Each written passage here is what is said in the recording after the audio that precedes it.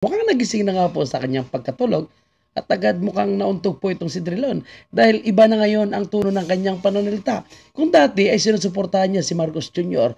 no, sa issue po ng bicameral report, sagaan na sinasabing mali daw po itong si President Duterte sa kanyang mga sinasabi at pagkikwestiyon kung bakit blanco po ang bicameral report at bakit nabuo ang GAA ng mga blanco yung bicameral report.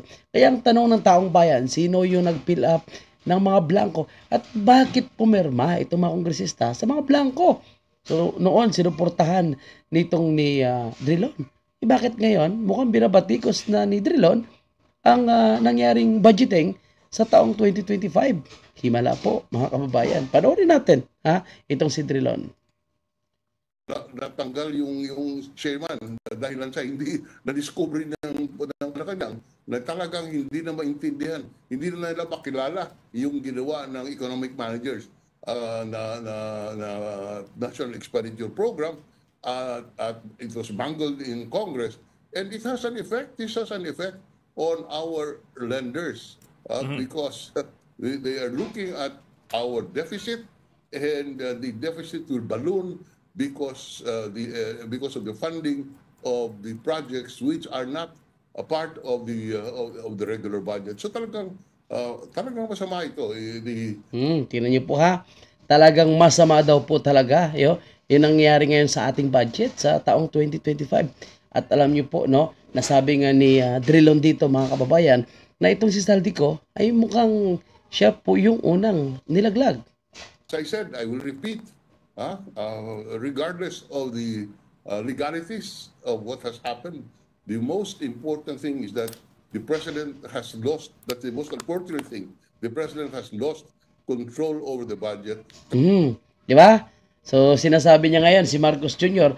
ay nawala po ng control dito po sa budget na nangyayari sa taong 2025. So mukhang kabaliktaran na po itong sinasabi ngayon nitong si Drilon. Kaya ngayon, nakikita mo, they're all scrambling kung saan-saan kinukunan ng mga pundo. Yung PDIC, 107 billion. Yung PhilHealth, I don't know how I can't remember anymore.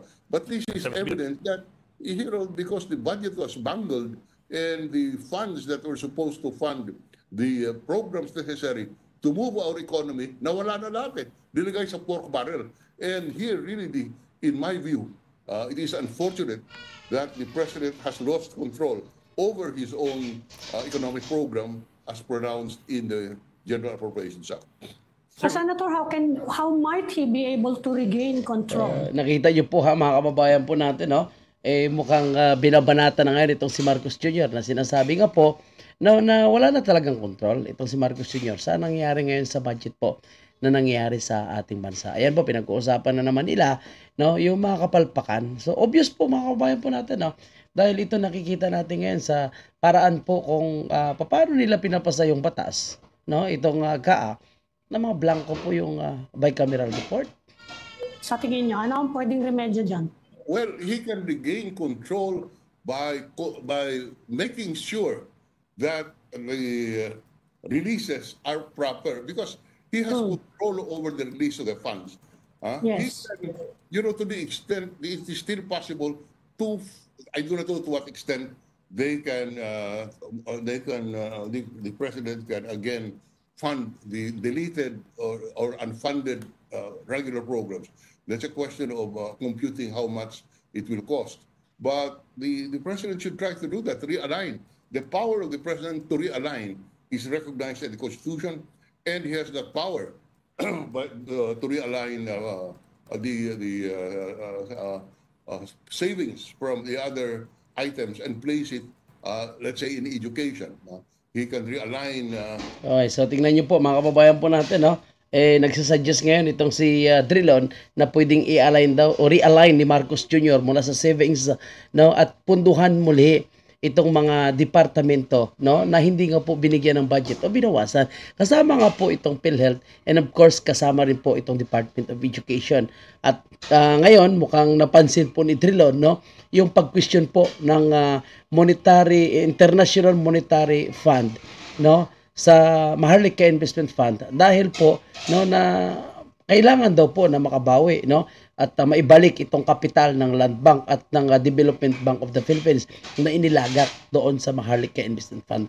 At hanggang ngayon ay hindi pa po binalik. At of course, binawasan pa nga po ang savings nitong PhilHealth. Ang matindi na, binawasan na nga po yung savings, no, hindi pa binigyan nitong subsidy itong PhilHealth, mga kababayan po natin. So malinaw naman, no, na mukhang nagising na ngayon itong si Drilon at binabatikos niya nga po itong paraan ng budget. And totoo naman na walang control po si Marcos Jr. sa nangyayaring budget ngayon sa ating bansa. At mukhang si Tambi, no, kung siya po yung may control at nagpapatakbo, no, sa budget ng ating bansa. At itong kapalpakan ay mukhang si Saldico nga po ang kanilang inuna. So ngayon, sino yung humaharap naman? Itong si Kimbo naman, no? Nasabit nga po itong pag-amin ni Kimbo.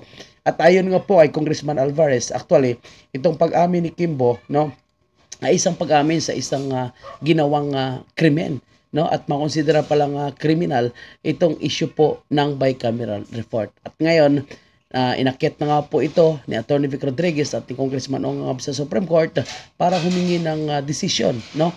At kini-question nga po nila itong budget po na hindi dumaan sa maayos sa proseso kung tutuusin dahil naging blanco po ang bicameral report, pero yung GAA ay naging kumpleto.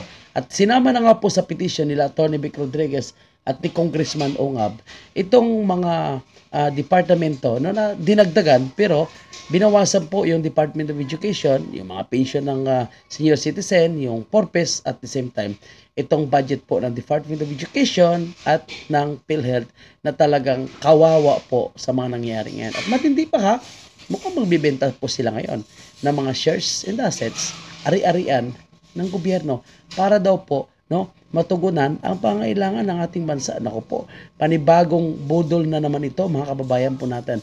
Dahil baka pagtapos po o pagkatapos nitong Marcos administration o kung mapaaga yung kanyang pag-alis, ay mukhang talagang zero. Hindi magiging balance ng ating bansa. At ang asahan na lang po natin ay yung mga pumapasok po na tax revenue collection ng ating bansa.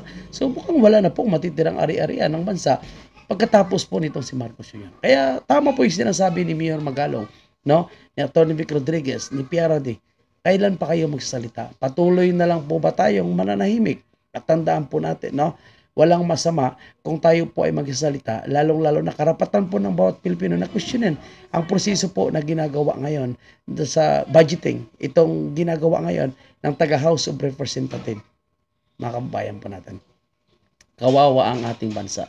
Sa totoo lang, kung patuloy po kayong mananahimik. Kaya ini-encourage nga po ni Mayor Magalong na lahat po kayo magsasalita. At ano po yung nangyari ngayon sa gobyerno natin, yung mga congressman, mga senador, patuloy po rin sila nananahimik. At nanindigan pa na walang blanco daw po sa bicameral report na yan, no, lantaran, no, may perma, no, ratifikado, andyan yung mga blanco, pero magpapalusot pa rin sila. Anong kanilang palusot? Pamumulitika lang daw po ito. Yan po kasi ang pinakamabilis na palusot, no, para hindi kailangan magpaliwanag itong si Martin Romualdez. Pero hindi po kumbisado ang taong bayan.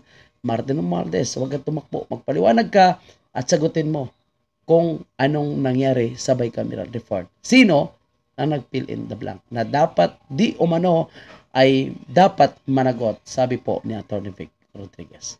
Mabuhay po kayo, Atty. Vic Rodriguez, na mabuhay po yung mga nanindigan, si Congressman Ongab, si PRD, at the rest po, no, na mga kaalyado natin na mga naninindigan. Thank you po sa inyo lahat. And huwag kalimutan mag-like and share. And again, salamat kay Drilon at siya po ay nagising na sa katotohanan.